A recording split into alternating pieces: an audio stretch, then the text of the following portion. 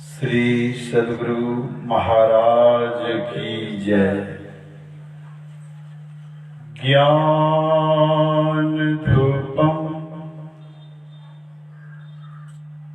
मनः पुष्पम पंचेन्द्रिय हुताशनम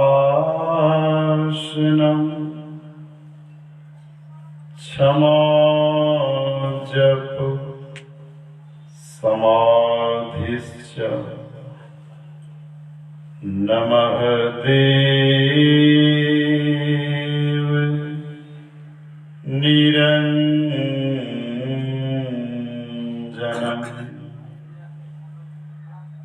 अखण्डमण्डलाकारम्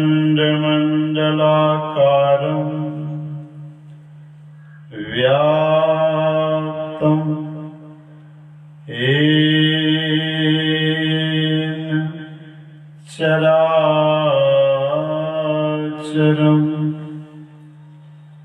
तत्पदं दर्शितम् येन तस्मै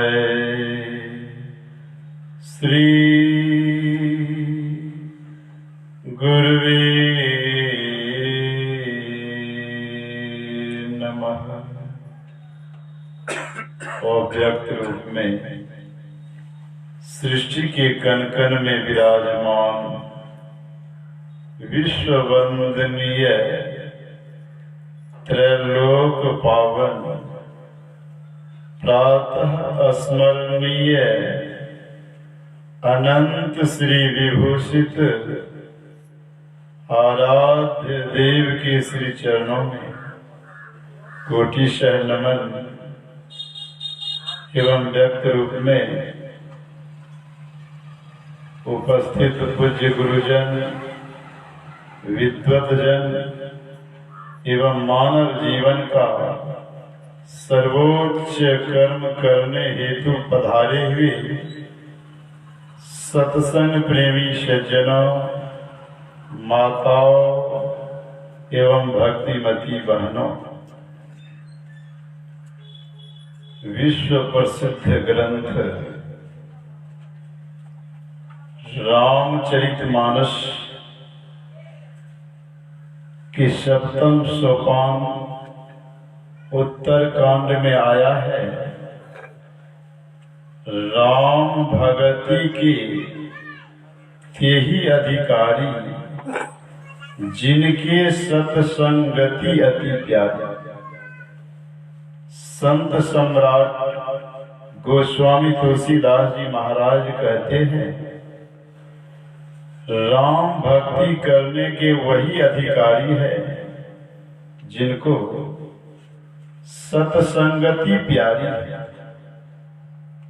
मतलब जिसे सत्संग से विशेष प्रेम है वही राम भक्ति करने के अधिकारी है। जिनको सत्संग से प्रेम नहीं है वे राम भक्ति के अधिकारी नहीं हो सकते। राम भक्ति के अधिकारी तभी हो सकते हैं जब जिसे सत्संग प्यारा लगे, सत्संग मीठा लगे, वही राम भक्ति करने के अधिकारी।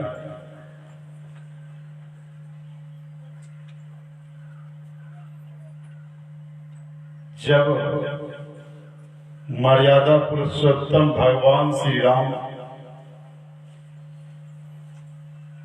पिता की आज्ञा पालनार्थ जंगल गए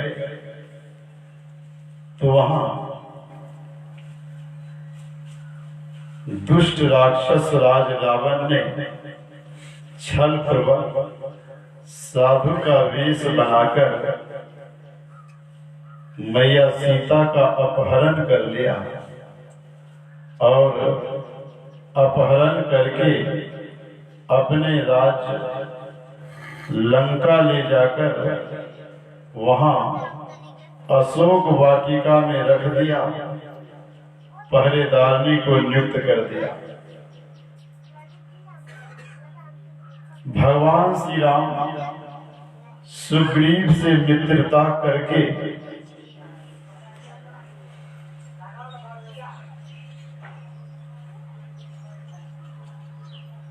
मैया सीता को खोज करने का प्रयास किया और सुग्रीव ने अपने सेनाओं वानरी सेना को चारों तरफ भेजा मैया सीता का पता लगाने हेतु।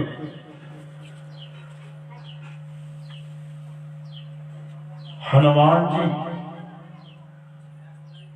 को संपाति के माध्यम से पता चला कि दुष्ट राक्षस राज रावण ने अपने राज लंका ले गया है। संपाति ने बताया कि मैं यहीं से देख रहा हूं। गिद्ध की दृष्टि दूर दृष्टि होती है। दूर से ही संपाति ने देखा कि मैया सीता अशोक वाटिका में बैठी हुई है और बहुत सी राक्षसियां पहरेदारनी है।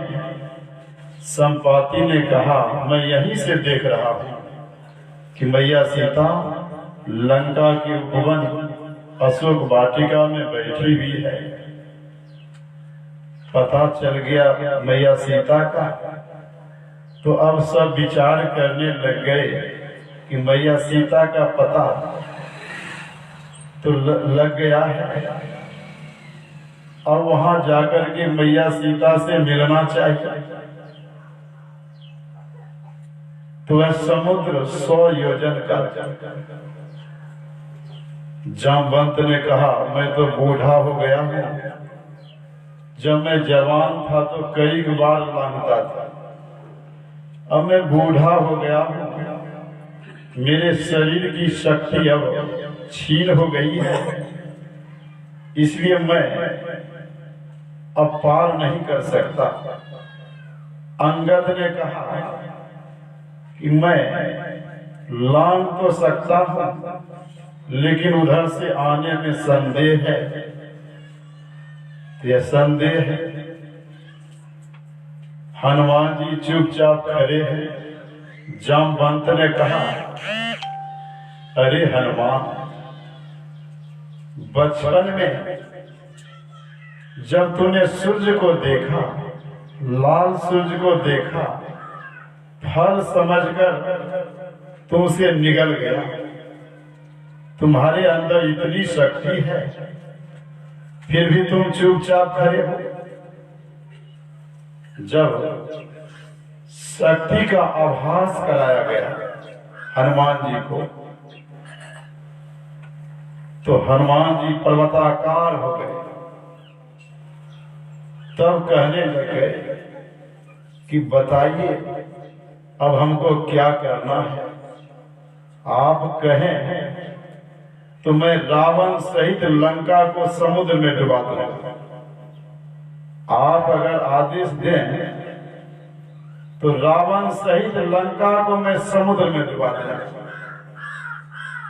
जामवंत ने कहा समुद्र में डुबाने की आवश्यकता नहीं, क्योंकि सिर्फ मैया सीता का पता लगाना, डुबाने की कोई आवश्यकता नहीं है।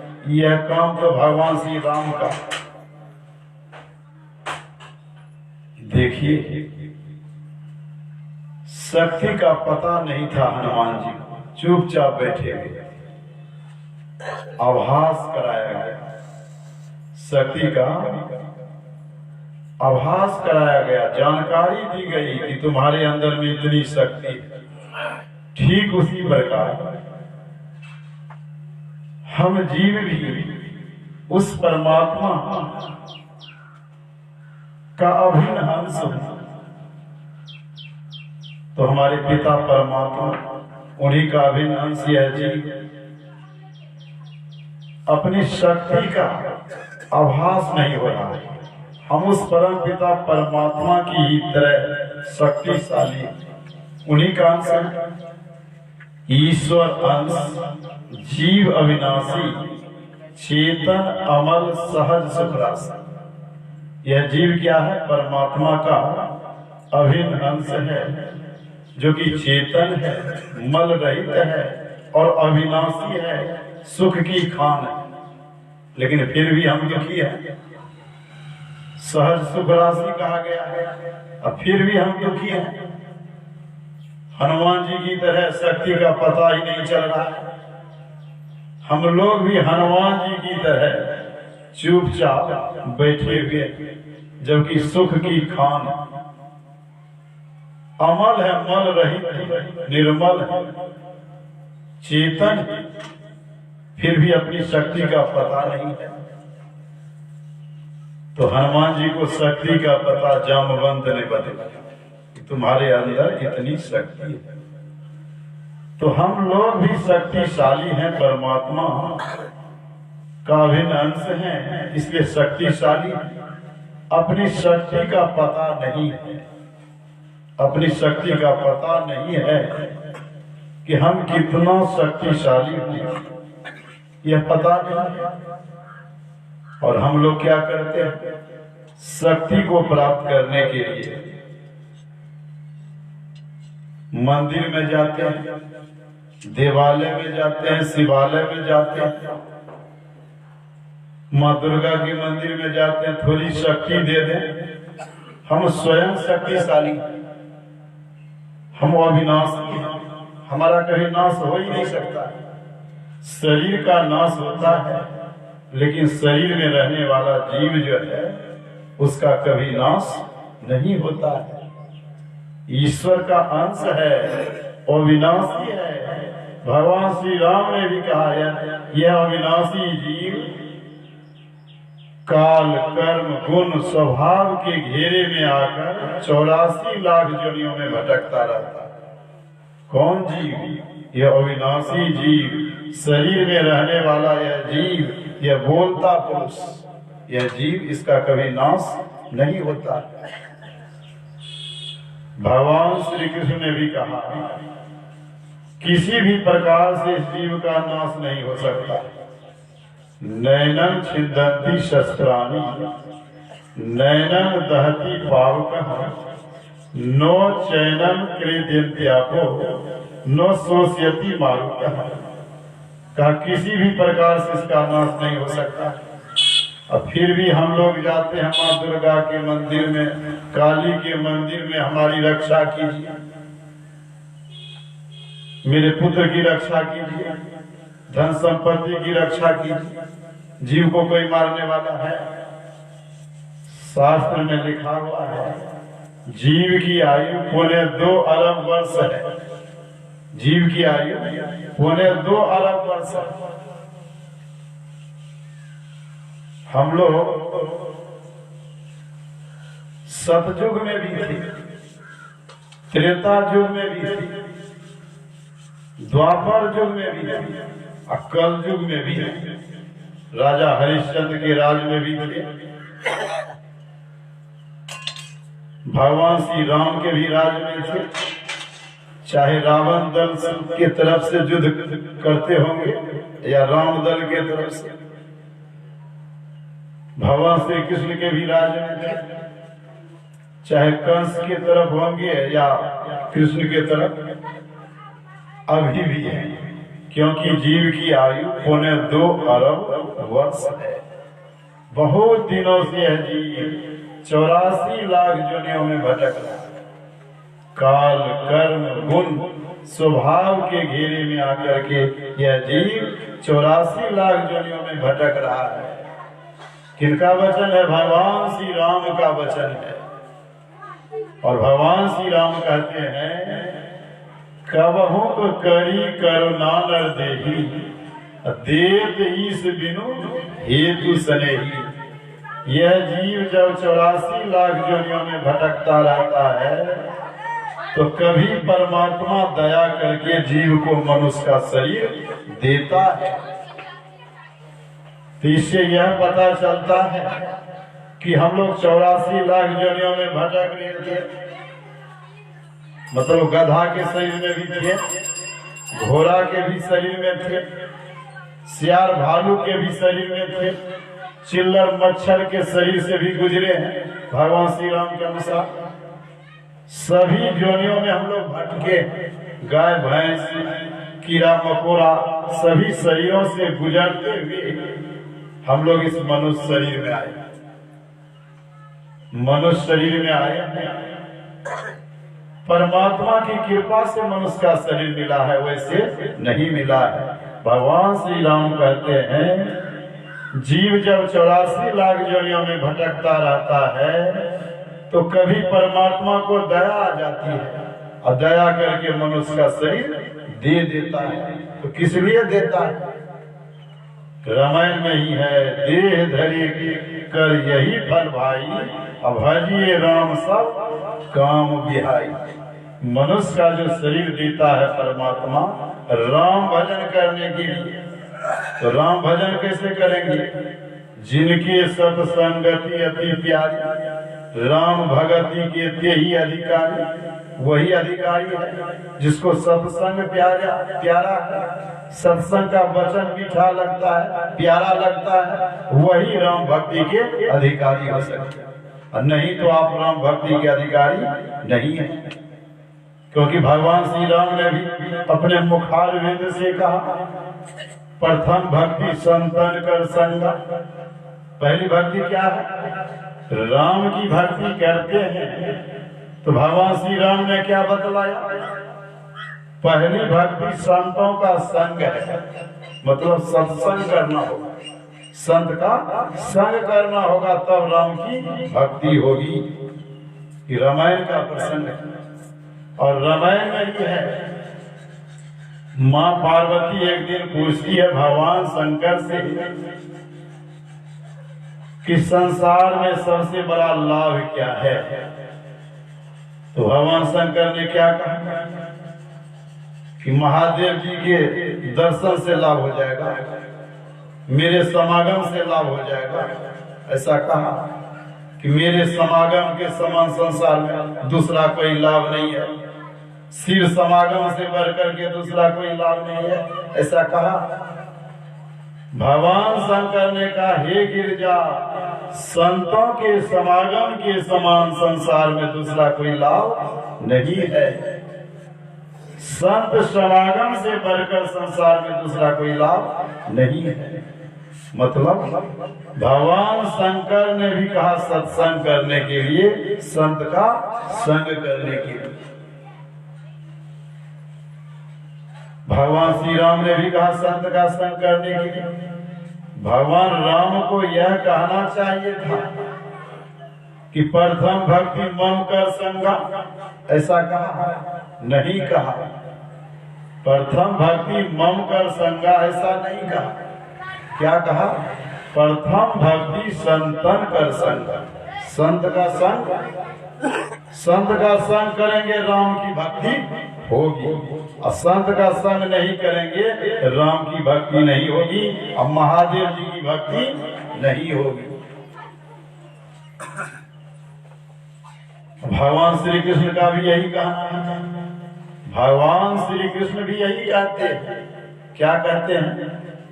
संत मिले तो मैं मिल जाऊं, और संत न मुझसे न्यारे, और बिनु सत्संग मोही नहीं पावे, और कोटि जतन करी हारे।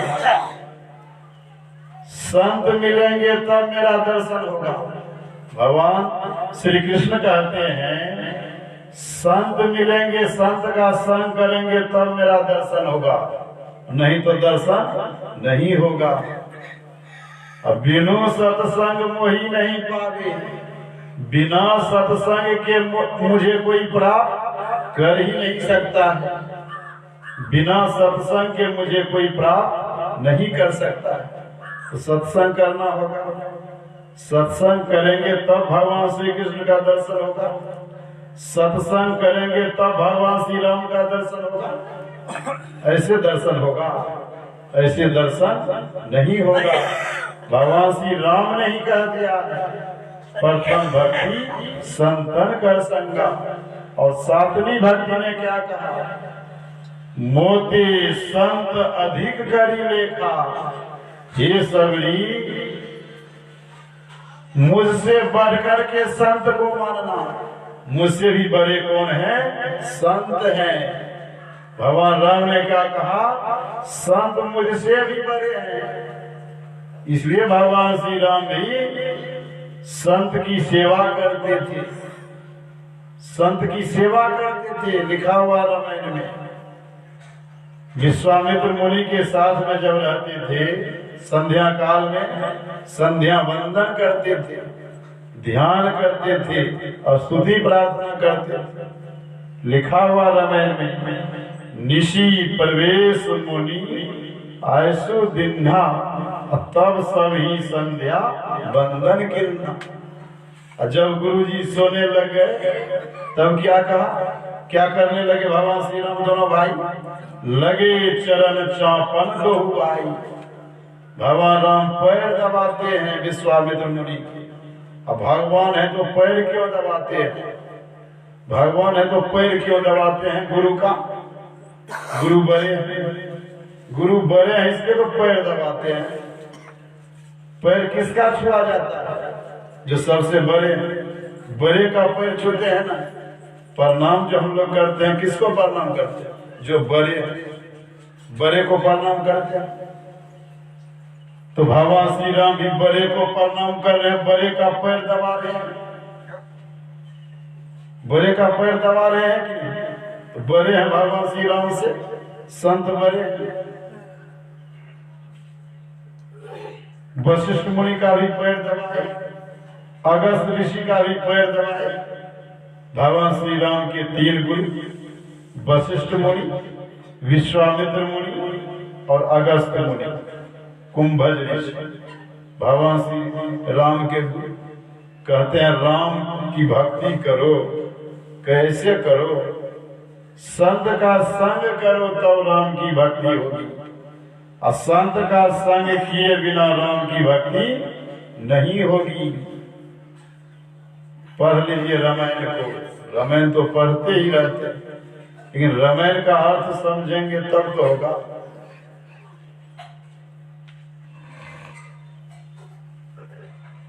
संत पलटूदास जी महाराज एक हो गए संत। उन्होंने कहा सबसे बड़े हैं संत, दूजा नाम है, तीजे 10 अवतार तिन्हें प्रणाम है। ब्रह्मा विष्णु महेश सकल अवतार है। अरे हारे पलटू, सबके ऊपर संत मुकुट सरदार है। भगवान राम भी कहते हैं सबसे बड़े हैं, और पलटूदास जी महाराज भी कहते हैं संत सबसे बड़े हैं। अब भगवान श्री कृष्ण भी कहते हैं संत सबसे बड़े। उद्धव जी ने पूछा था भगवान श्री कृष्ण से, जब भगवान श्री कृष्ण ने कहा कि मैं संतन के पीछे जाऊं और जहां जहां संत सिधारे चरण रज नित अंग लगाऊं शोधू गात हमारी। तो उद्धव जी ने कहा आप संत के पीछे पीछे चलते हैं, आप कह रहे हैं कि संत के पीछे पीछे मैं चलता हूँ, अब दुनिया के लोग तो आपके पीछे पीछे चलते हैं, दुनिया के लोग आपके पीछे पीछे चलते हैं, लेकिन आप संत के पीछे पीछे क्यों चलते हैं? भगवान श्री कृष्ण ने क्या कहा चरण रज नित अंग लगाऊं शोधू गात हमारी। मैं संत के पीछे पीछे इसलिए चलता हूं कि संत की चरण धूली जब उड़ करके मेरे शरीर पर पड़ता है तो मेरा शरीर भी पवित्र हो जाता है। तो संत से बड़े कौन है? संत की चरण धूली, और संत की चरण धूली से बढ़कर संत। कितने बड़े हैं संत?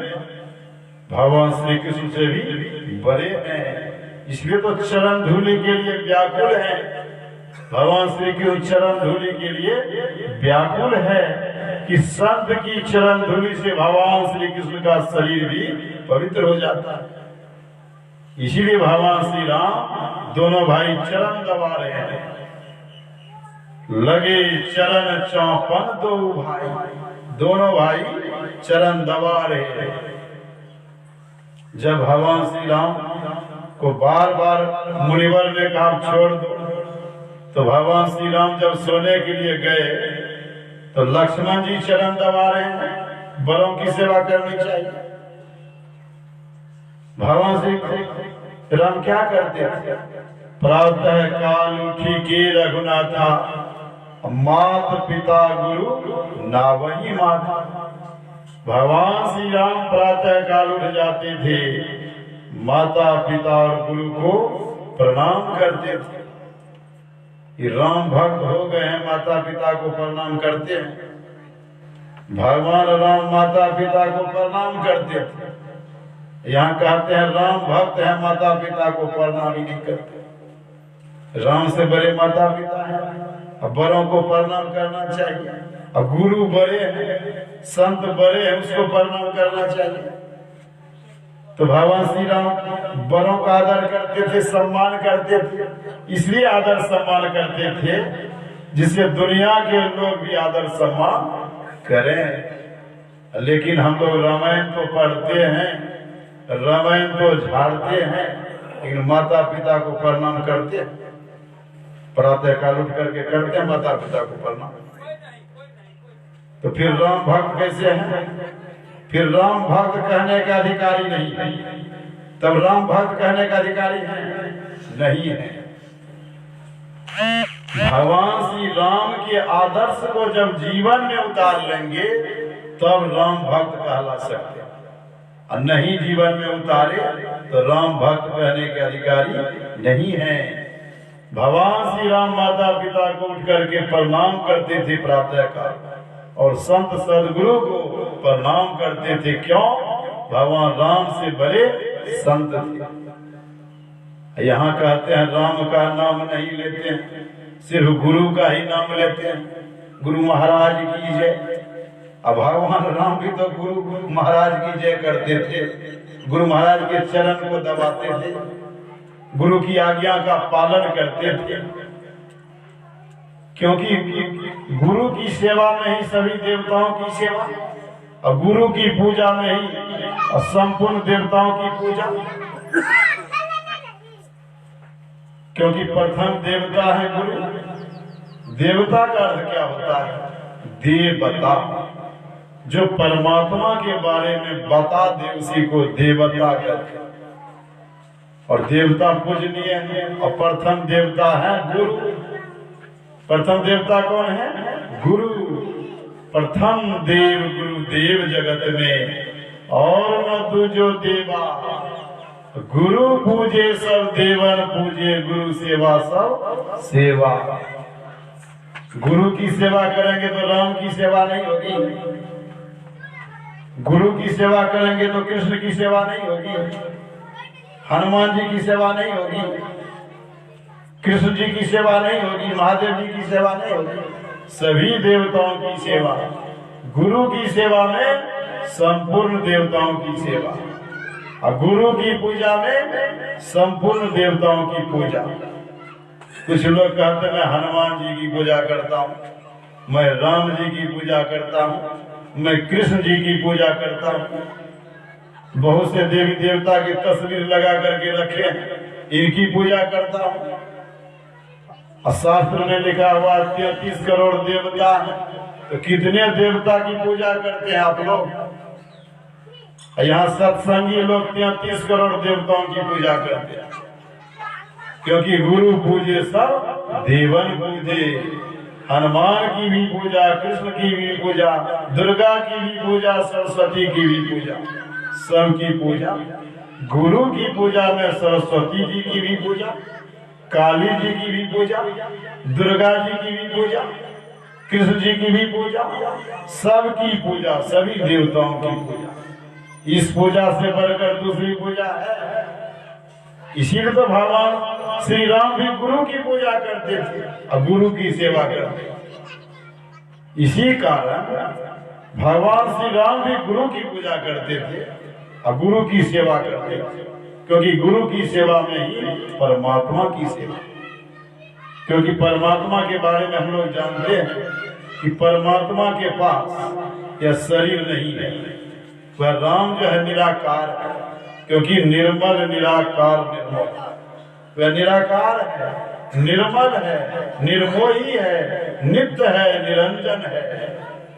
वह राम तो लीला करने के लिए शरीर धारण किए थे, लेकिन वह राम का रूप नहीं है।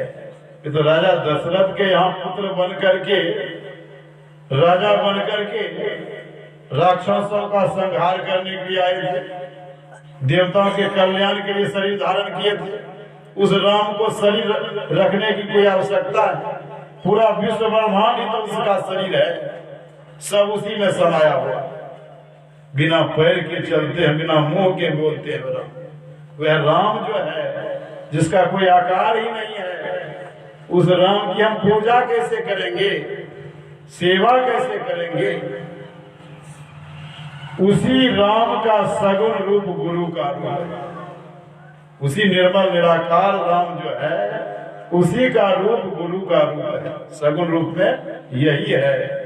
संत सम्राट गोस्वामी तुलसीदास जी महाराज ने लिखा है, वंदम गुरुपद कंज कृपा सिंधु नर रूप हरि, महामोह तम पुंज जासु वचन रवि करनी कर। कृपा के समुद्र मनुष्य के रूप में गुरु ईश्वर होते हैं, क्योंकि ईश्वर का कोई रूप रंगाकार नहीं है। इसलिए गुरु जो होते हैं वही परमात्मा के सगुण साकार रूप होते हैं। जब तक आप परमात्मा के सगुण साकार रूप में जो संत सदगुरु हैं उनके पास नहीं जाएंगे, उनकी सेवा नहीं करेंगे, उनकी स्तुति प्रार्थना नहीं करेंगे तो राम की सेवा नहीं होगी, राम की पूजा नहीं होगी। ऐसा संत सम्राट गोस्वामी तुलसीदास जी महाराज ने लिख दिया है। इसीलिए सबों को संत का संग करना चाहिए।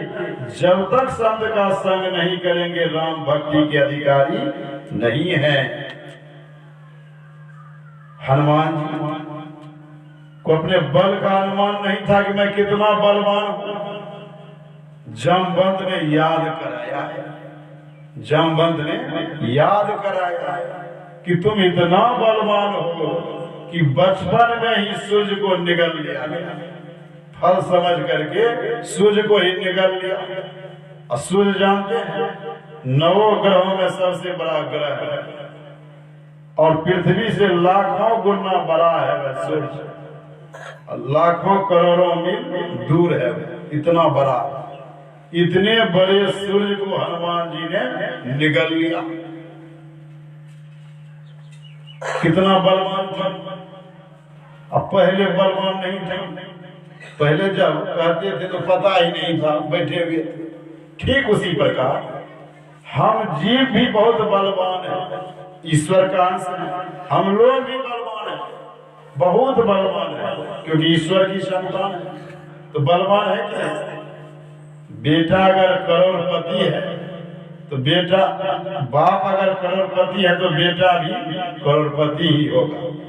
कुछ कम हो सकता है लेकिन करोड़पति की औलाद करोड़पति ही होगा, है कि नहीं? तो भगवान बलवान है तो उनका बेटा जीव गरीब है, निर्धन है, जो दुनिया में घूमता है धन के लिए, पुत्र के लिए, बल को प्राप्त करने के लिए। माँ दुर्गा के मंदिर में जाते हैं, थोड़ी सी शक्ति दे दीजिए। हम स्वयं शक्तिशाली हैं, हम स्वयं शक्तिशाली हैं। हम अपने शक्ति को भूल गए। हम कितना शक्तिशाली हैं हम भूल गए। शक्ति का पता ही नहीं चलता, शक्ति का था ही नहीं लगता है कि हम कितना शक्तिशाली हैं। तो कोई बताने वाला मिलेगा तब तो शक्तिशाली है पता चलेगा। कोई बताने वाला तो मिलना चाहिए। हनुमान जी को जामवंत ने बताया और तब शक्ति का पता चला, और पहले शक्ति का पता चल ही नहीं रहा।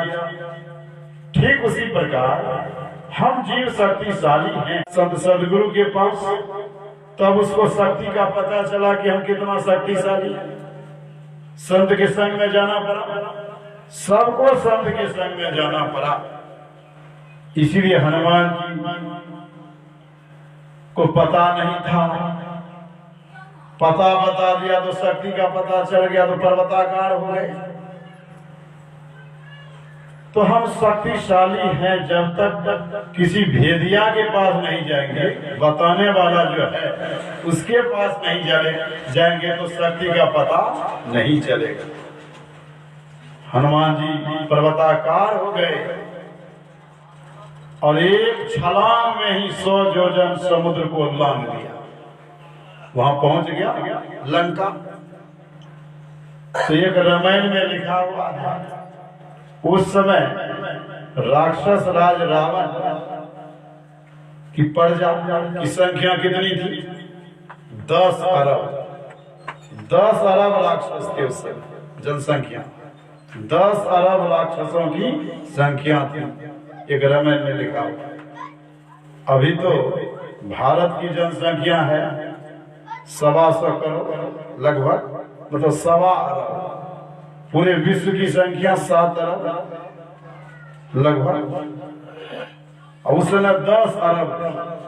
10 अरब थी राक्षसों की सेना। इतने सेनाओं को, इतने राक्षस को भगवान श्री राम ने मारा युद्ध में। वानर सेना के द्वारा इतने राक्षसों का वध किया गया।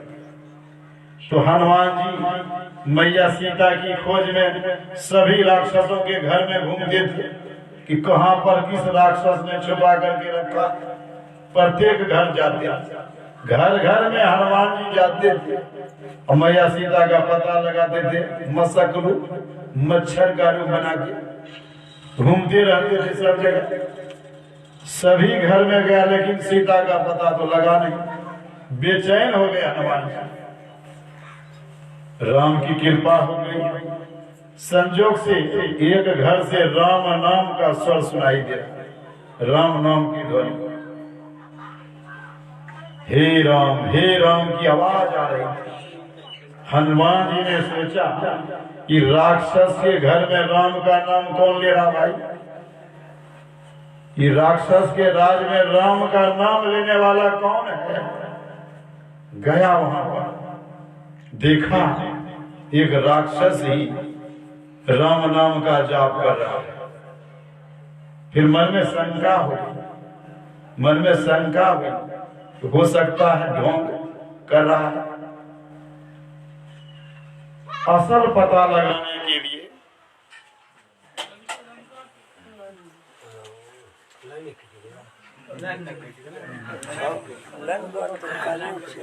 तो कटबे करते, लाइन के कमे छे कटना, आदमी के कमे छे मरना, जना मरना जना ओकर कटना, भरोसा कम छे तेरे।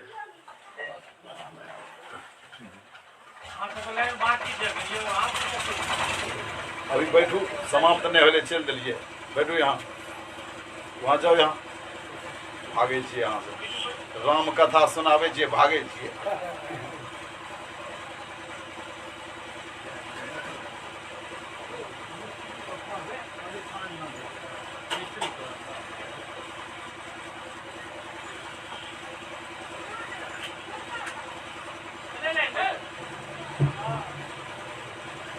श्री सद्गुरु महाराज की जय। हनुमान जी पंडित का वेश बना करके किवाड़ को खटखटाया, तो उधर से खोला। विभीषण जी थे। विभीषण जी हनुमान जी को देख करके प्रणाम किया। पूजनीय है पंडित जी, ब्राह्मण है, प्रणाम कर लिया। फिर हनुमान जी ने पूछा, आप कौन हैं? इस रावण के राज में तो कोई राम का नाम लेने वाला तो है नहीं, आप राम का नाम ले रहे, आप कौन है? कहा, मैं रावण का ही भाई विभीषण, रावण का भाई है, फिर भी राम का नाम लेते। ईश्वर की कृपा है, पूर्व जन्म का संस्कार है कि एक मेरा भाई दुष्ट है और मैं राम भक्त हूं। एक पिता के विपुल कुमारा और हुए पृथक गुण शील आचारा। अलग अलग गुण के हैं, अलग अलग स्वभाव के हैं। उनका स्वभाव ही है दुष्ट का और मेरा स्वभाव है मैं ईश्वर की भक्ति करता हूँ, राम भक्त हूँ। तब हनुमान जी को पता चला कि सही में यह राम भक्त है। अपने वेश में आ गए गदा लेकर, कहा मैं राम भक्त हनुमान हूँ, मैया सीता की खोज में आया। विभीषण जी ने कहा मैं बड़ा भाग्यशाली बरभागी हूँ और मुझे भरोसा हो गया है कि राम का दर्शन होगा।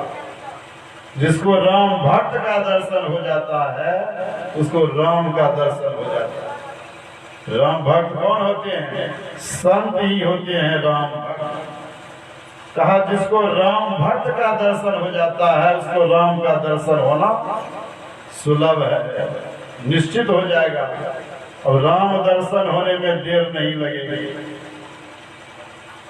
विभीषण जी ने कहा अब मोहि भाव भरोसा हनुमंता, बिनु हरि कृपा मिलहि नहीं संता। ईश्वर की कृपा होती है तब संत का संग होता है, सत्संग वैसे मिलता है। ईश्वर की कृपा होती है तब सत्संग प्राप्त होता है। मिलेगा कि नहीं? जब संत का संग तब भगवान का संग, सत्संग का संग तब न भगवान का संग होगा। भोले बाबा ने कहा हे पार्वती, संत समागम से बढ़कर दुनिया में दूसरा कोई लाभ नहीं है, लेकिन यह संत समागम ऐसे मिलेगा, ऐसे संत समागम प्राप्त हो जाएगा। बिनु हरि कृपा न होई सो गावहि वेद पुराण। हे गिरजा, संतों के समागम के समान दूसरा कोई लाभ संसार में नहीं है, लेकिन यह लाभ वैसे नहीं मिलता है। जब ईश्वर की कृपा हो जाती है जीव पर तब संत समागम का लाभ प्राप्त होता है। भगवान शंकर का वचन है। गोस्वामी तुलसीदास जी महाराज ने भी लिखा है बिनु सत्संग विवेक न होई, राम कृपा बिनु सुलभ न सोई। राम की कृपा होगी तब संत समागम मिलेगा, तब सत्संग मिलेगा, ऐसे मिलने वाला नहीं है। तो जो सत्संग में आ गए हैं उनके ऊपर किसकी कृपा हुई है? राम की कृपा। जिनके ऊपर राम की कृपा हो गई है वही लोग सत्संग आए हैं, और जिनके ऊपर राम की कृपा नहीं हुई है वे सत्संग नहीं आए हैं। रामचरितमानस के अनुसार मैं सुना रहा हूं। जिनके ऊपर राम की कृपा हुई है वैसे लोग ही यहाँ पर आए हैं, और जिनके ऊपर राम की कृपा नहीं हुई है तो वे लोग सत्संग नहीं आए। आए सत्संग आ भी नहीं सकते क्योंकि राम की कृपा ही नहीं हुई है, तो सत्संग क्या आएंगे? आ ही नहीं सकते सत्संग। भगवान श्री राम ने स्वयं अपने श्री मुख से कहा पुण्य पुंज बिनु मिलहि न संता, सत्संगति संस्कृति का अंता। जब तक पुण्य रूपी पूंजी जमा नहीं होगी तब तक सत्संग मिलेगा ही नहीं, संतों का समागम प्राप्त होगा ही नहीं। कि भगवान श्री राम का वचन है। भगवान राम को तो हम लोग खूब मानते हैं, खूब अगरबत्ती दिखाते हैं, मोमबत्ती जलाते हैं, दीपक जलाते हैं, खूब फूल माला चढ़ाते हैं, लेकिन भगवान श्री राम के वचन को नहीं मानते। मानते हैं वचन को। भगवान राम ने कहा प्रथम भक्ति संत का संग, कहा मेरा संग है पहली भक्ति। संत का संग करना ही पहली भक्ति है मेरी। संत का संग होगा तब मेरी भक्ति हो जाएगी। और यहाँ भगवान श्री राम क्या कहते हैं? संत का संग भी वैसे होगा बहुत जन्मों का पुण्य रूपी पूंजी जब जमा हो जाएगा तब संत का संग मिलेगा। वैसे संत का संग मिलने वाला नहीं है। लाख प्रयास करेंगे लेकिन संत का संग प्राप्त नहीं हो सकेगा। ये सत्संग क्या है? हीरे और सोने की दुकान है। पूंजी रहेगी आपके पास तब तो आप हीरा खरीदेंगे। कि हीरा मोती कैसे खरीदिएगा? जब पुण्य रूपी पूंजी आपके पास में रहेगा तब तो हीरा मोती और सोना चांदी खरीदिएगा, और नहीं रहेगा तो क्या खरीदिएगा? खरीद सकिएगा? कि सत्संग हीरे मोती की दुकान है। जिसके पास में पुण्य रूपी पूंजी है वही लोग यहाँ पर आ सकते हैं, सब लोग यहाँ पर नहीं आ सकते हैं। रामचरितमानस में और भी लिखा हुआ है, जीवन मुक्त ब्रह्म पर चरित सुनहि तरि ध्यान, जे हरि कथा न करहि रति तिनके हिय पाषाण। कहा जो जीवन मुक्त है, जीवन मुक्त किसको कहते हैं? जीवन काल में ही जो सारे आवरणों को पार कर लिए हो जीवन मुक्त कहलाते हैं। सारे आवरण क्या? जीव के ऊपर 3 आवरण लगा हुआ है। जीव के ऊपर 3 आवरण लगा हुआ है, अंधकार, प्रकाश और शब्द। जीवन काल में जो तीनों आवरणों को पार कर लेता है वह जीवन मुक्त कहलाता है। तीनों आवरणों को जो पार कर लेता है जीवन काल में वह जीवन मुक्त कहलाता है। तो यहाँ पर गोस्वामी तुलसीदास जी महाराज ने लिखा है, जो जीवन काल में तीनों आवरणों को पार कर लिए हों ऐसे महापुरुष जो दिन रात समाधि में लीन रहते हैं, ऐसे महापुरुष भी समाधि को छोड़कर, ध्यान को छोड़कर सत्संग के वचनों को सुनने के लिए आते हैं। सभी संत आ गए हैं, सभी संत यहाँ पर आते हैं। गोस्वामी तुलसीदास जी महाराज ने लिखा, सभी संत यहाँ पर आते हैं। जीवन काल में जो जीवन मुक्त हो गए हैं, जितने भी संत हैं दुनिया के, जितने भी हो गए हैं, सभी आते हैं। और सभी आते हैं तो सभी देवता भी चले आते हैं। गोस्वामी तुलसीदास जी महाराज ने लिखा है विनय पत्रिका, रामचरितमानस ग्रंथ को भी गोस्वामी तुलसीदास जी महाराज ने लिखा है, और विनय पत्रिका भी गोस्वामी तुलसीदास जी महाराज ने लिखा है। एक ही राइटर उन्होंने लिखा है, विश्व उपकार हित व्यग्र चित्त सर्वदा, त्यक्त मद मन्यो कीर्त पुण्य राशि, तत्रैव तिष्ठन्ति अज सर्वहरि, सहित गच्छन्ति क्षीराब्धिवासी। कहा जहाँ पर जीवन मुक्त संत चले आते हैं वहां पर क्षीर समुद्र में रहने वाले भगवान विष्णु भी यहाँ पर चले आते हैं।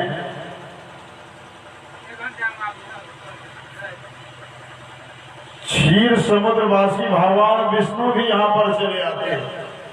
लिखा हुआ विष्णु पुराण में, एक बार वैकुंठवासी भगवान विष्णु ने क्षीर समुद्र के वासी भगवान विष्णु से कहा कि आप कहाँ पर रहते हैं, आप कहाँ निवास करते हैं?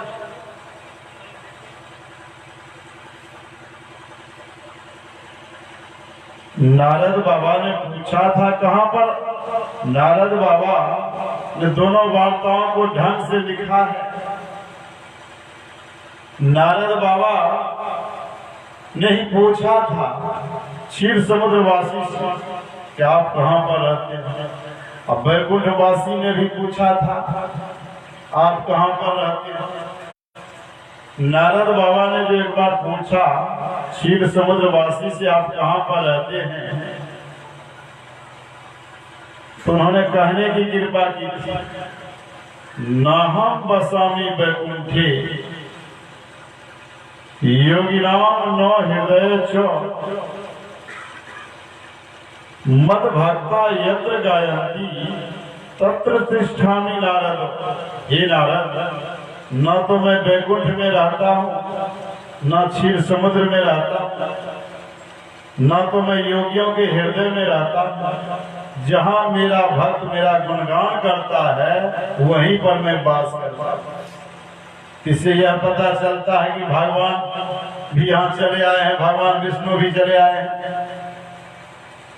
क्षीर समुद्र के वासी भगवान विष्णु सहित 33 करोड़ देवता भी सत्संग में चले आते हैं। इसीलिए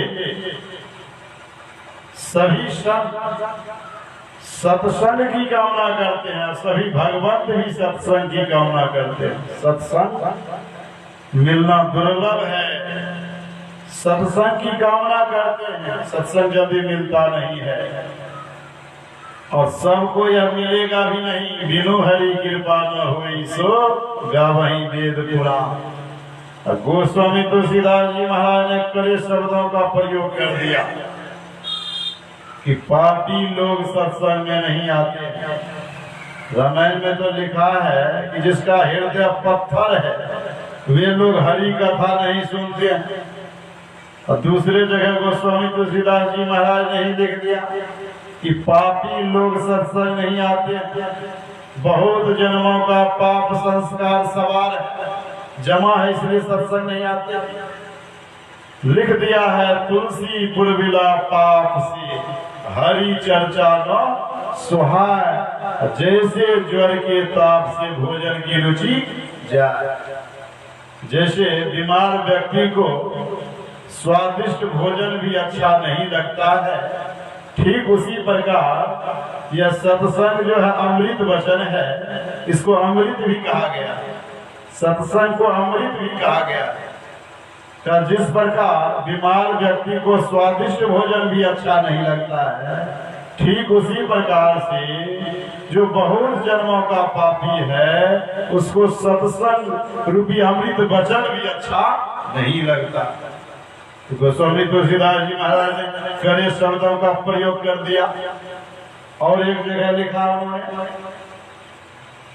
सुत दारारु लक्ष्मी पापी के घर होए, संत समागम हरि कथा तुलसी दुर्लभ दोय। कहा पापी के यहाँ सब कुछ मिल जाएगा, पापी के यहाँ सब कुछ मिलता है। पत्नी भी है, पुत्र भी है, पति भी है, पति पत्नी दोनों है, पुत्र भी है, और धन संपत्ति का भंडार भी है। सब कुछ है, सब कुछ है, लेकिन उसके यहाँ सत्संग कभी नहीं होगा। सत्संग कभी नहीं होगा।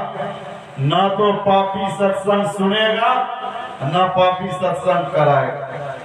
मैं नहीं कह रहा हूं, गोस्वामी तुलसीदास जी महाराज का वचन है। सुत दारारु लक्ष्मी पापी के घर होए, संत समागम हरि कथा तुलसी दुर्लभ दोय। सबके यहाँ सत्संग भी नहीं होगा, और न सब कोई सत्संग सुन भी सकता है। सब कोई सत्संग सुन भी नहीं सकता, सब लोग यहाँ सत्संग आ भी नहीं सकते।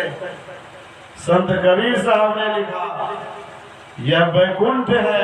सत्संग क्या है? वैकुंठ है। यहाँ 33 करोड़ देवता आते हैं तो वैकुंठ हुआ कि नहीं? वैकुंठ है। मैं कह रहा हूँ, गोस्वामी तुलसीदास जी महाराज ने लिखा है, तत्रैव तिष्ठन्ति सर्वहरि सहित गच्छन्ति क्षीराब्धिवासी।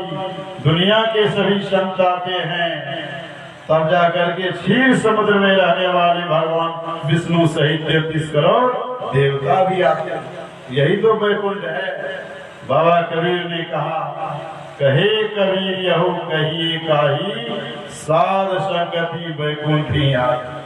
साधु की संगति में सारा वैकुंठ चला आता है। तो यह वैकुंठ है। अब वैकुंठ में आना नहीं चाहते, वैकुंठ में जाने के लिए बहुत सा कर्म करते हैं, अष्टजाम करते हैं, विष्णु जग करते हैं, महारुद्र जग करते हैं, और सत्यनारायण कथा 5-10 हरण लगा करके करते हैं, लेकिन साक्षात वैकुंठ जो है इसमें आना नहीं चाहते हैं। तो कैसे होगा? गोस्वामी तुलसीदास जी महाराज जब तपस्या करते थे तो भगवान चले आए सामने, का वरदान मांगो। क्या मांगा? देही सत्संग निज अंग भव भंग श्री रंग कारण शरण शोकहारी। हे प्रभु, अगर आप मुझे कुछ देना ही चाहते हैं तो क्या दीजिए? सत्संग दीजिए। का क्यों सत्संग मैं दूं? भगवान ने, श्री राम ने कहा क्यों मैं सत्संग दूं? का यह सत्संग आपका निज अंग है। क्या है? निज अंग है। हे भगवान, यह सत्संग आपका निज अंग है जो कि भव भंग का कारण है। संसार समुद्र को पार इसी सत्संग के माध्यम से कोई कर सकता है। यह सत्संग आपका निज अंग है। तो यह समझ लेना चाहिए कि भगवान राम का एक शरीर है। सत्संग क्या है? भगवान श्री राम का शरीर है। भगवान श्री राम के राज्य में राजा दशरथ ने भगवान श्री राम का दर्शन किया, उनके पुत्र ही थे, तो स्वर्ग चले गए। कहाँ गए? भगवान श्री राम का दर्शन किए तो स्वर्ग चले गए। तो राजा दशरथ ही स्वर्ग गए, रावण सखा समेत वे भी स्वर्ग चले गए, क्योंकि उन्होंने भी राम का दर्शन किया, चाहे शत्रु रूप में ही क्यों न किए, लेकिन दर्शन तो किया। रावण ने भी राम का दर्शन किया, तो दर्शन करने से क्या लाभ हुआ? स्वर्ग चले गए। राजा दशरथ भी स्वर्ग, जटायु भी स्वर्ग, और सब राक्षस भी स्वर्ग। कारण कि सब राक्षस भगवान श्री राम का दर्शन कर लिया, इसीलिए सब स्वर्ग चले गए। भगवान राम का दर्शन वहां के लोगों ने किया तो स्वर्ग मिल गया। यहाँ पर गोस्वामी तुलसीदास जी महाराज कहते हैं सत्संग आपका निज अंग है। मतलब भगवान श्री राम के दर्शन से जो स्वर्ग मिला था, जो सत्संग चला आएगा उसको भी स्वर्ग मिलेगा। भगवान का अंग है तो अंग का दर्शन करेंगे तो स्वर्ग मिलेगा। स्वर्ग मिलेगा कि नहीं? यही सत्संग परमात्मा का निज अंग है। इस अंग का दर्शन कर लेंगे, मतलब आकर के सुन लेंगे, तो क्या होगा? स्वर्ग मिलेगा। तो कहीं जाने से स्वर्ग मिलेगा? इसी सत्संग में आने से स्वर्ग मिलेगा, क्योंकि भगवान का यह निज अंग है। इस सत्संग को गोस्वामी तुलसीदास जी महाराज ने और क्या कहा? तीर्थराज प्रयाग कह दिया। इसको क्या कहा? तीर्थराज प्रयाग किया। मुद मंगल में संत समाजू जो जग जंगम तीर्थ राजू। तीर्थराज प्रयाग है इलाहाबाद में, सब लोग जानते हैं। उज्जैन तीर्थराज है, गंगा जमुना सरस्वती की धारा बहती रहती है एक जगह ही। वहां देवी माँ गंगा जल रूप में है, और गंगा जमुना सरस्वती क्या है? जल रूप में है, जल रूप में। और गोस्वामी तुलसीदास जी महाराज यहाँ क्या लिखते? एक तीर्थराज इलाहाबाद में है, गंगा जमुना सरस्वती की धारा बह रही है। यह सत्संग भी क्या है? यह इसको भी तीर्थराज कह दिया। तब जड़ तीर्थराज है, एक जगह तीनों धाराएं बहती है। यह सत्संग क्या है? संतों का समाज क्या है? यह भी तीर्थराज प्रयाग है, चलता फिरता तीर्थराज है। आज सत्यनारायण बाबू के यहाँ तीर्थराज प्रयाग है, गंगा जमुना सरस्वती की धारा बह रही है। तो कल किसी दूसरे के यहाँ, परसों तीसरे के यहाँ, चौथे के यहाँ, कभी परसा में तो कभी यह धाराएं बहती है गिधा, कभी यह धाराएं बहती है मुसरनिया, और कभी भक्तिया ही नरैया में। अब वही है कि नहीं पता। तो गंगा जमुना सरस्वती की धारा बहती है, चलंत है, चलता फिरता तीर्थराज है। किसने कहा? मैं कह रहा हूं। मैं अपनी बात कुछ भी नहीं कह रहा हूं।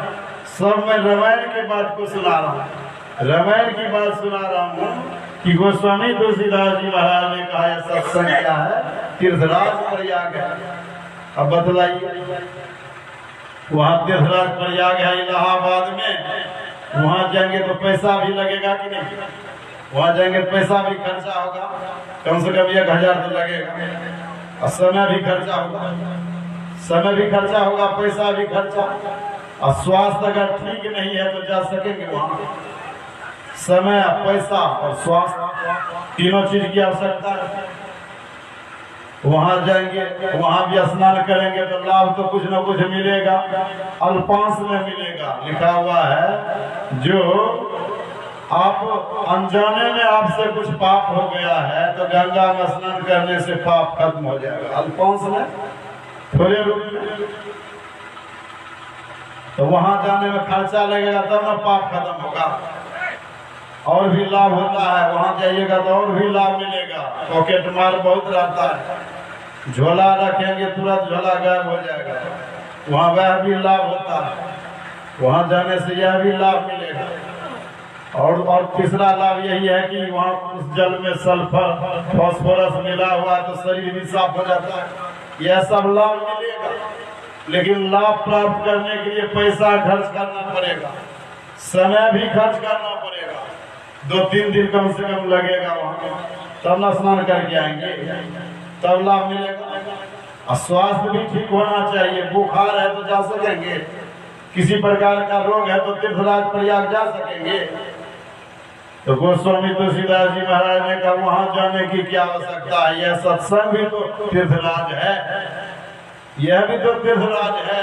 वहां जाएंगे तो पैसा खर्च करना पड़ेगा, और वहां जाएंगे तो और क्या होगा, स्वास्थ्य भी ठीक रहना चाहिए, समय भी चाहिए। लेकिन ये तीर्थराज प्रयाग जो चलंत तीर्थराज प्रयाग है, न तो यहाँ पैसा खर्च होता है आने में, पैसा लगा है किसी को, कि तीर्थराज में आने में पैसा लगा किसी को, किसी का 1 रुपया खर्च हुआ नहीं हुआ, बिना खर्च के तीर्थराज चले आए, प्रयाग चले आए। जिसको बीमारी है, किसी तरह की रोग है, वे भी यहाँ आ सकते हैं। इस तीर्थराज में रोगी व्यक्ति भी कोई आ सकता है, सुन सकता है, स्नान कर सकता है।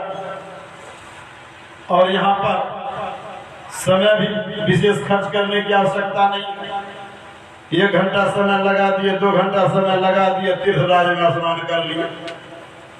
तो बतलाइए, किसी ने पूछ दिया गोस्वामी तुलसीदास जी महाराज से, आपने जो लिखा है कि यह सत्संग भी तीर्थराज प्रयाग है, यहाँ भी गंगा जमुना और सरस्वती की धारा बह रही है, और वहाँ जो मैं देखता हूँ जाकर के तो गंगा जमुना सरस्वती की धारा बहती है पानी।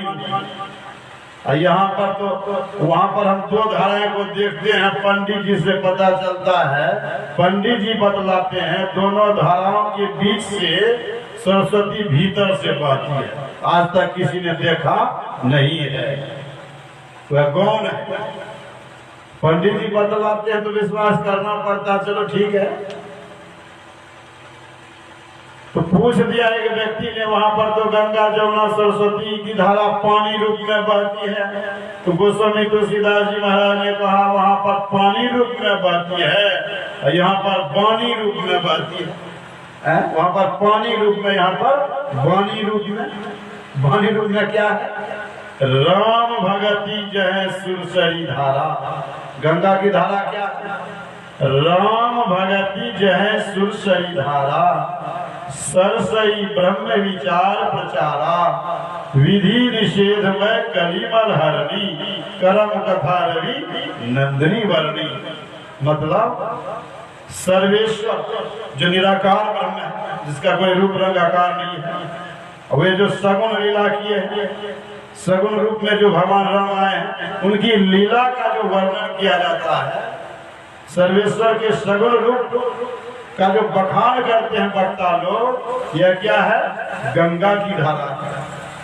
और परमात्मा के निर्गुण निराकार की जो चर्चा होती है सत्संग में, कि परमात्मा निराकार है, वह ब्रह्म निराकार है, बिना पैर के चलते हैं, बिना मुंह के बोलते हैं, बिना जिह्वा के स्वाद ग्रहण करते हैं। तो यह ब्रह्म विचार का प्रचार किया जाता है। ऐसे जो ब्रह्म है उसको कैसे प्राप्त करेंगे, उसका स्वरूप कैसा है और कैसे प्राप्त करेंगे, यह सब जो बखान किया जाता है का यही सरस्वती की धारा। यह क्या है? सरस्वती की धारा बह रही है वाणी रूप में, वहां पानी रूप में, यहाँ वाणी रूप में। तो जमुना की भी धारा क्या है?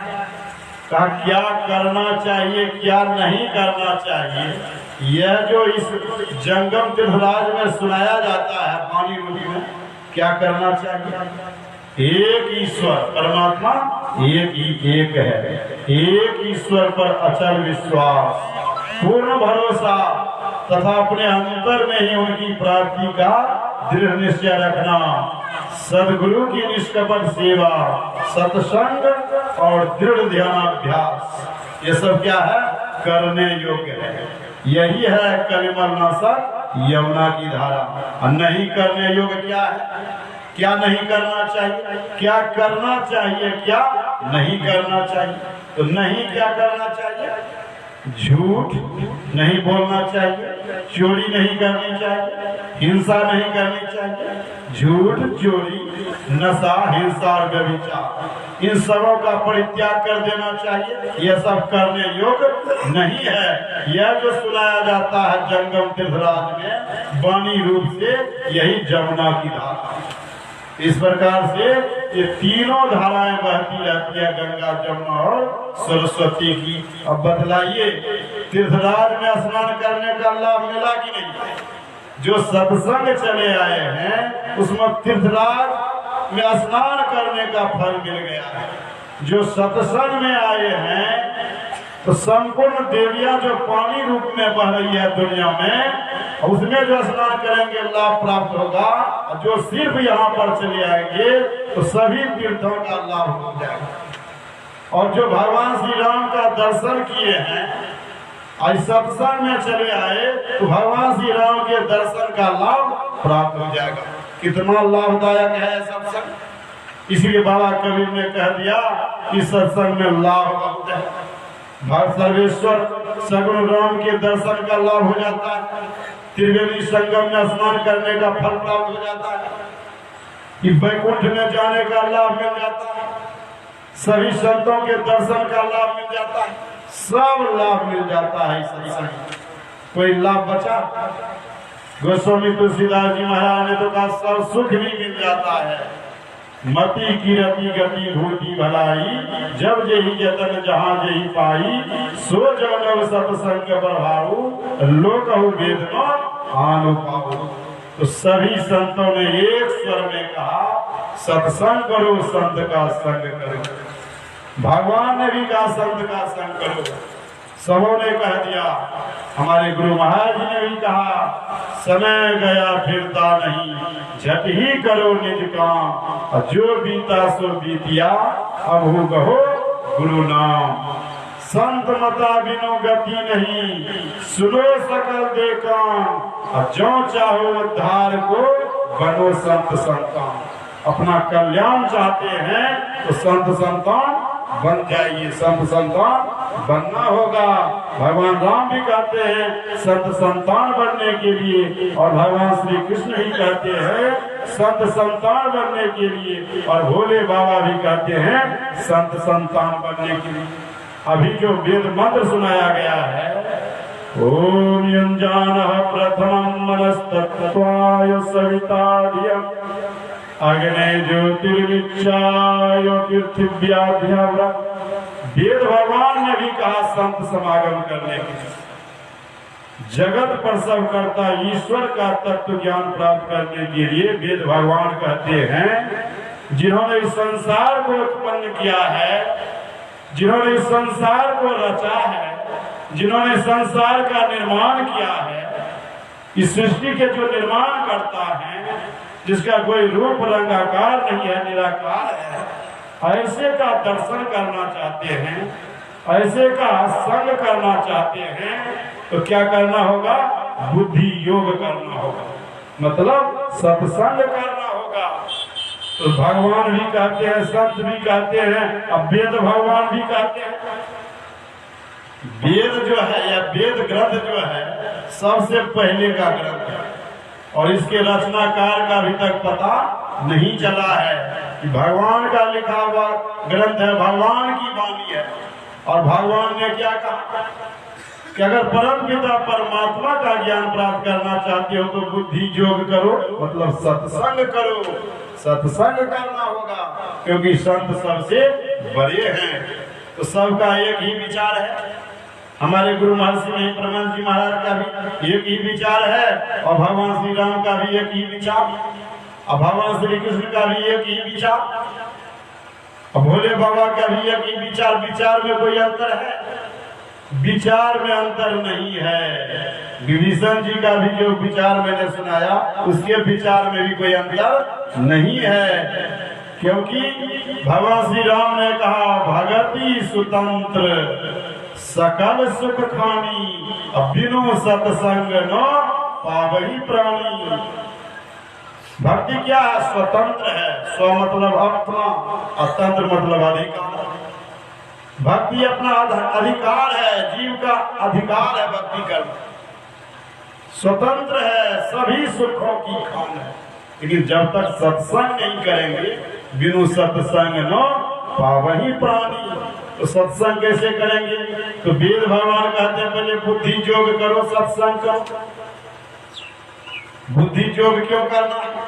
हमारी बुद्धि ठीक नहीं है, बुद्धि ठीक नहीं है, इसलिए बुद्धि को ठीक करना होगा। जैसे शरीर में कोई रोग हो जाता है तो डॉक्टर के पास जाते हैं इलाज कराने के लिए। बुद्धि के भी डॉक्टर चाहिए। जब शरीर के डॉक्टर चाहिए तो बुद्धि के भी डॉक्टर चाहिए। हमारी बुद्धि ठीक नहीं है तो बुद्धि के डॉक्टर के पास जाइए। तो बुद्धि के डॉक्टर है दुनिया में कहीं का संत है बुद्धि के डॉक्टर।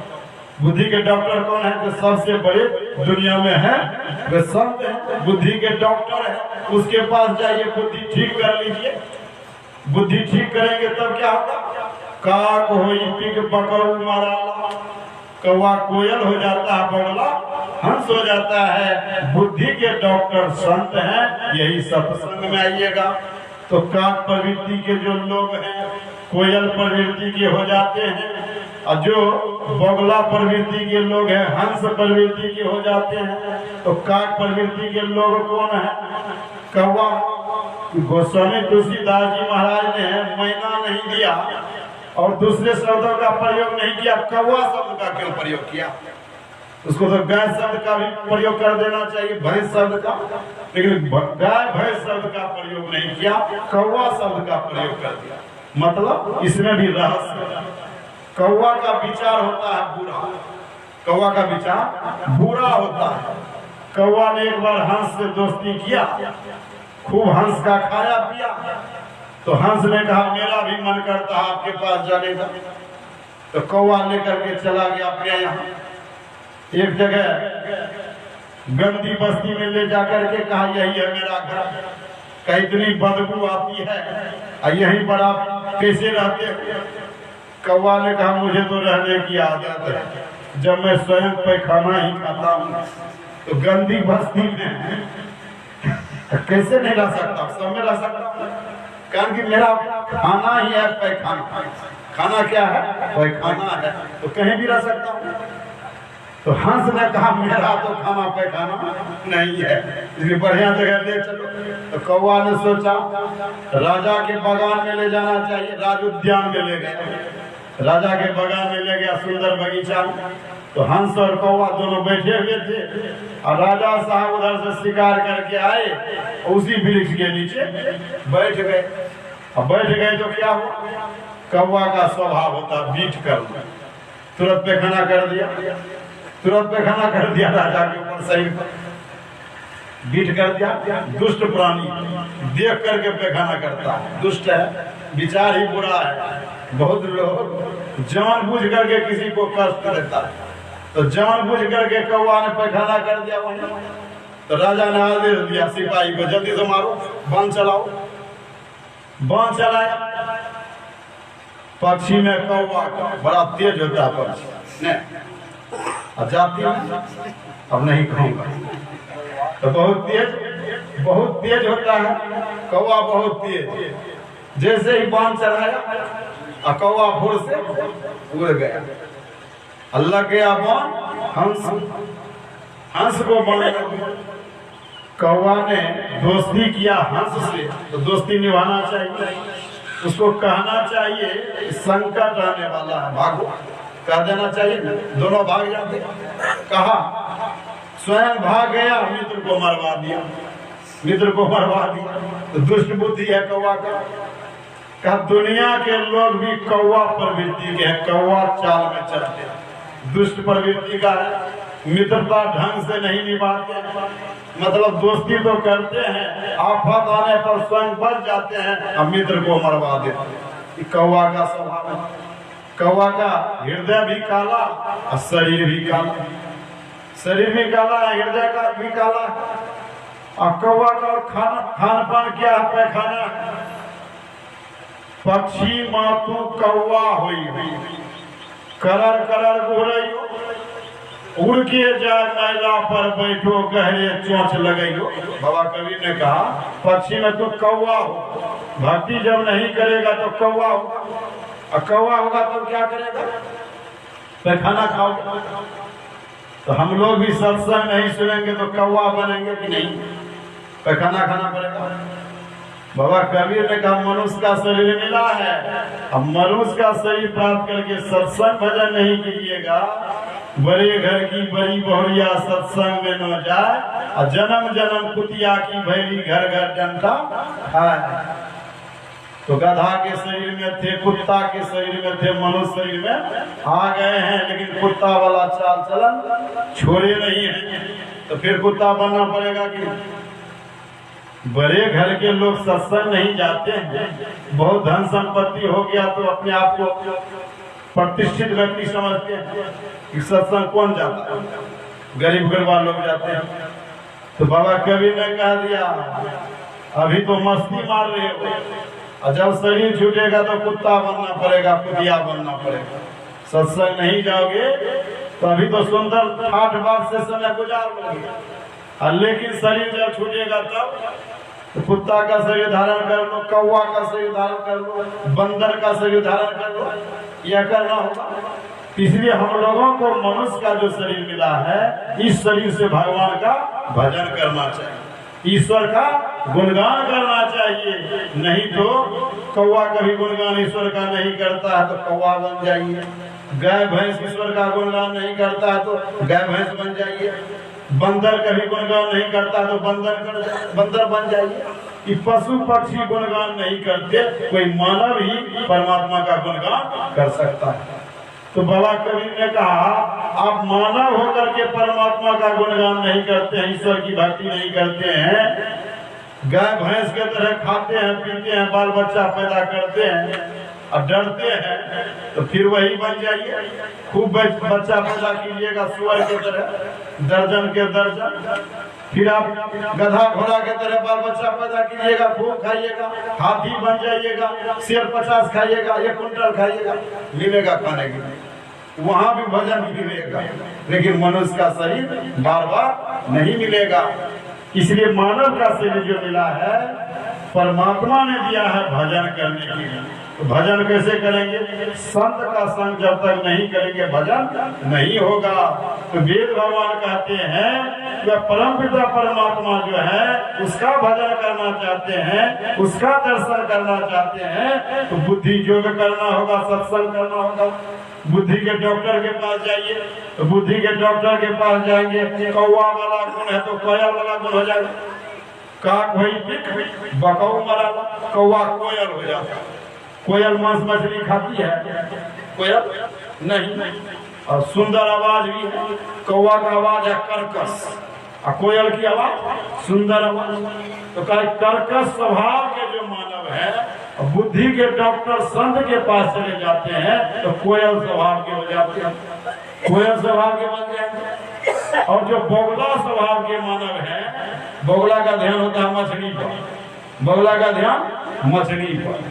का यह जो ध्यान है बुद्धि के डॉक्टर संत के पास जब जाएंगे तो हंस स्वभाव का बन जाएंगे। हंस का क्या काम है? दूध और जल मिला हुआ, दूध जब मिला हुआ है, दूध ग्रहण कर लेगा और जल को छोड़ देगा। इस संसार में बहुत चीज है, मांस मछली अंडा शराब बहुत कुछ है, फल फूल भी है, खीर पूरी रसगुल्ला भी है। और जो हंस प्रवृत्ति के लोग हैं तो रसगुल्ला खाते हैं, खीर पूरी खाते हैं, काजू बादाम किशमिश खाते हैं। और जो बोगला प्रवृत्ति के लोग हैं मांस खाते हैं, अंडा खाते हैं, शराब पीते हैं और बहुत सा कर्म करते हैं।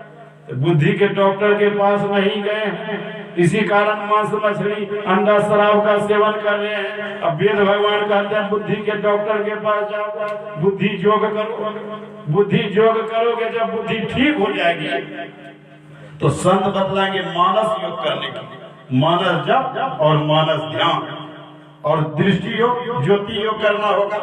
मतलब संत के पास जाएंगे, बुद्धि के डॉक्टर के पास जाएंगे, बुद्धि ठीक करने के लिए कुछ दवाई देंगे, बुद्धि ठीक करने के लिए कुछ दवाई भी देंगे ना। जैसे डॉक्टर के पास जाते हैं तो डॉक्टर दवाई देते हैं तब ना रोग ठीक हो जाता है। तो संत रूपी बुद्धि के डॉक्टर के पास जाएंगे तो ये भी दवाई देंगे। कौन सी दवाई? स्थूल दवाई नहीं है, सूक्ष्म दवाई है, मानस जप। क्या है? मानस जप, मानस ध्यान, दृष्टि योग दवाई है। यही दवाई देंगे बुद्धि ठीक करने के लिए। बुद्धि ठीक कीजिए। मानस जप हल्की दवाई है, धीरे धीरे हल्की दवाई है, इसे ठीक कीजिए। फिर मानस ध्यान कीजिए और दृष्टि योग की क्रिया कीजिएगा तो बुद्धि ठीक हो जाएगी। 3 अवस्था से ऊपर चले जाएंगे। चौथी अवस्था में जिसको गोस्वामी तुलसीदास जी महाराज ने कहा 3 अवस्था तजहु भजहु भगवन। 3 अवस्थाओं को छोड़ करके भगवान का भजन करो। 3 अवस्थाओं को छोड़ो तो भगवान का भजन करो। ऐसे भजन होगा।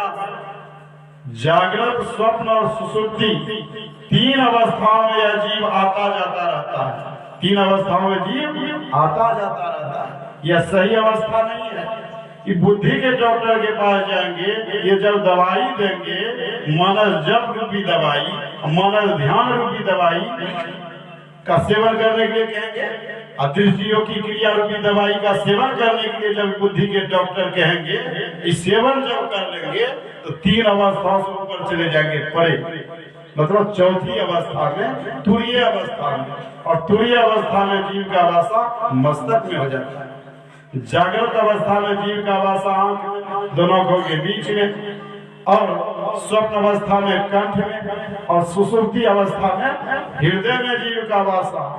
और भजन करने से, मानस जप रूपी दवाई का इस्तेमाल करने से, मानस ध्यान रूपी दवाई का इस्तेमाल करने से, दृष्टि रूपी दवाई का इस्तेमाल करने से क्या होगा?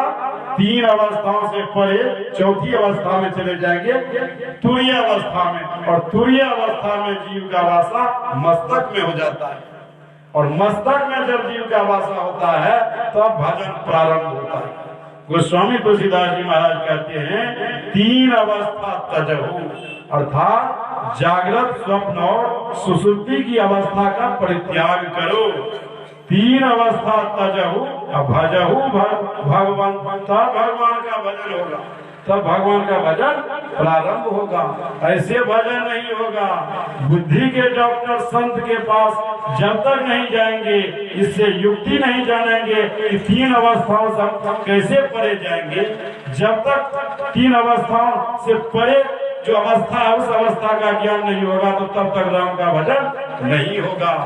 3 अवस्था तजहु भजहु भगवान, मन कर्म अगोचर, वचन अगोचर, व्यापक व्याप अनंत। तब परमात्मा जो व्यापक है, मन बुद्धि से परे है, अगोचर है, सर्वव्यापक है, तब उसका दर्शन हो जाएगा। तो बुद्धि के डॉक्टर के पास, संत के पास जाना होगा, संत से युक्ति जाननी होगी। ऐसा सभी संतों ने कहा, सभी भगवंतों ने कहा। और यही बात अंत में हमारे गुरु महाराज जी ने कहा, इसके लिए बुद्धि के डॉक्टर के पास जाओ। और बुद्धि के डॉक्टर जो बताते हैं मानस जप करने के लिए, क्यों कहते हैं मानस जप करने के लिए, मानस ध्यान करने के लिए, दृष्टियों की क्रिया करने के लिए? वेद भगवान क्यों कहते हैं? वेद भगवान क्यों कहा मानस जप करने के लिए, मानस ध्यान करने के लिए, दृष्टियों की क्रिया करने के लिए? मतलब इंद्रियों के घाटों में या शरीरस्थ जीवात्मा जो है, चेतन आत्मा जो है इंद्रियों के घाटों में बिखर गई है, तो उसका सिमटाव करना होगा मानस जप के द्वारा, मानस ध्यान के द्वारा, दृष्टियों की क्रिया के द्वारा। धर चेतन धारा पिंड के पारा। हमारे गुरु महाराज जी कहते हैं वेद भगवान के वचन को ही गुरु महाराज जी अपने वचन में कहते हैं धर चेतन धारा पिंड के पारा दसम द्वारे का, और ज्योति जगी जावे अति सुख पावे शब्द सहारे का। ब्रह्म ज्योति और ब्रह्मनाद की चर्चा है वेद में, ब्रह्म ज्योति और ब्रह्मनाद की चर्चा है। का 3 अवस्थाओं से परे जब चले जाएंगे तो ब्रह्म ज्योति का दर्शन होगा और ब्रह्म नाद का श्रवण होगा, तब उस ब्रह्म का दर्शन होगा। अमृत ब्रह्म जो है उसका दर्शन हो जाएगा। तो ऐसा सत्संग करना होगा, इसके लिए रोज करने की आवश्यकता है। नित्य प्रति सत्संग कर ले प्यारा तेरा काल सरेसा, रोज सत्संग करना होगा। बुद्धि के डॉक्टर ने जो बतला दिया है वह रोज करना होगा। सत्संग नित्य और ध्यान नित्य और रहिए करत संलग्न हो। और त्याग क्या करना होगा इसके लिए? सत्संग करने से पहले त्याग भी करना होगा। झूठ, चोरी, नशा, हिंसा, व्यभिचार इस सब का परित्याग करना होगा, तब होगा सत्संग। इनका परित्याग किए बिना सत्संग करना चाहते हैं तो नहीं होगा। जो पाप कर्मों से निवृत्त नहीं हुआ है, पाप कर्मों से निवृत्त होना होगा, अब तब होगा सत्संग। तो बुद्धि के डॉक्टर संत के पास जाइए, संत बतलाएंगे मानस जप, मानस ध्यान करने के लिए, दृष्टियों की क्रिया करने के लिए। ऐसा जब करेंगे अंदर में ब्रह्म ज्योति का दर्शन हो जाएगा, ब्रह्मनाद का श्रवण हो जाएगा।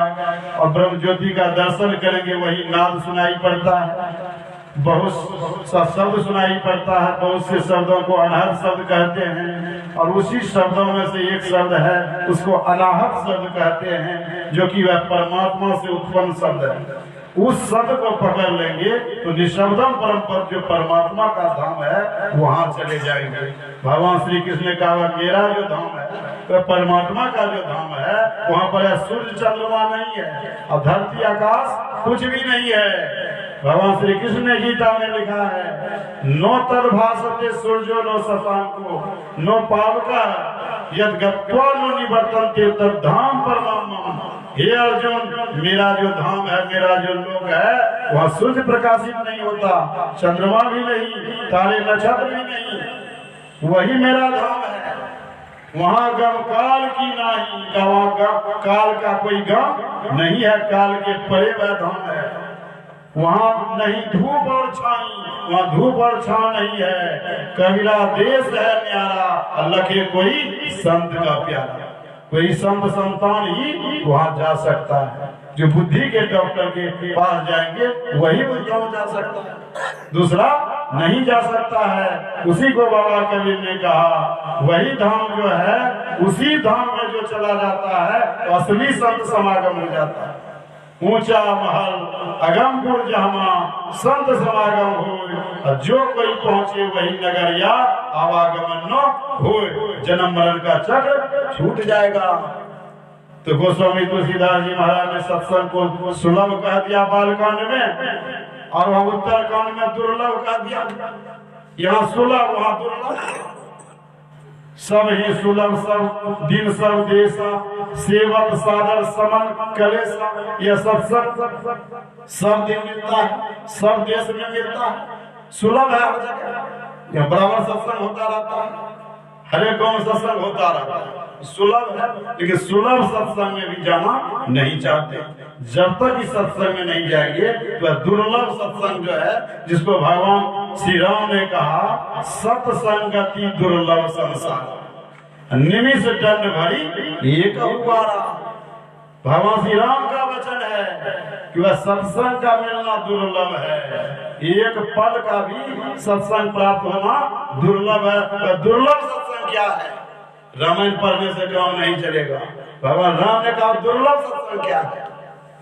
कहा जब वेद भगवान ने जो कहा ज्योति योग करने के लिए मानस जप, मानस ध्यान, दृष्टियों की क्रिया, दृष्टि योग की क्रिया करेंगे। जब दृष्टि की धाराएं कुछ काल के लिए भी जुड़ जाएगी तो उसी को दुर्लभ सत्संग कहा है। उसका मिलना दुर्लभ है। मतलब साधना के द्वारा, साधन विशेष के द्वारा जो अपने अंदर में दृष्टि की दोनों धारों को जोड़ लेता है, जब धारा जुड़ जाती है तो कभी हटने वाली नहीं है, फिर जुड़ा ही रह जाता है। इससे परमात्मा का संग हो जाता है, राम का संग हो जाता है, राम की भक्ति हो जाती है। तो दोनों प्रकार का सत्संग करना होगा, बाहरी सत्संग और आंतरिक सत्संग। नित्य सत्संगति करो बनाई, बाहर अंतर द्वे विधि भाई। धर्म कथा बाहर सत्संगा, अंतर सत्संग ध्यान भंगा। मतलब बाहरी सत्संग और आंतरिक सत्संग, जो ध्यान की क्रिया बताई जाती है, दोनों प्रकार का सत्संग करना होगा। अब तब जाकर के राम का दर्शन होगा, परमात्मा का दर्शन होगा। ऐसे सत्संग करने के लिए संत सदगुरु से सदयुक्ति प्राप्त कीजिए और ईश्वर की भक्ति कीजिए, और अंतर में ही परमपिता परमात्मा का दर्शन हो जाएगा। अब मैं अपनी वाणी में विराम देता हूँ, और अभी तो 3 सत्र बचा हुआ है अपराह्नकालीन, जो कि भजन कीर्तन के माध्यम से 2 बजे से ही प्रारंभ हो जाना चाहिए। 3 बजे सरस्वती प्रार्थना, एक और महात्मा जी आ रहे हैं, भरपूर लाभ लेंगे। इसीलिए सभी ग्रामवासियों से निवेदन है कि आप लोग अधिक से अधिक संख्या में आवेंगे और रामायण का जो गूढ़ रहस्य है उसको जानने का प्रयास करेंगे। वेद भगवान का जो कहना है उसको जानने का प्रयास करेंगे इसी सत्संग के माध्यम से। अब मैं अपनी वाणी में विराम देता हूँ। श्री सदगुरु महाराज की।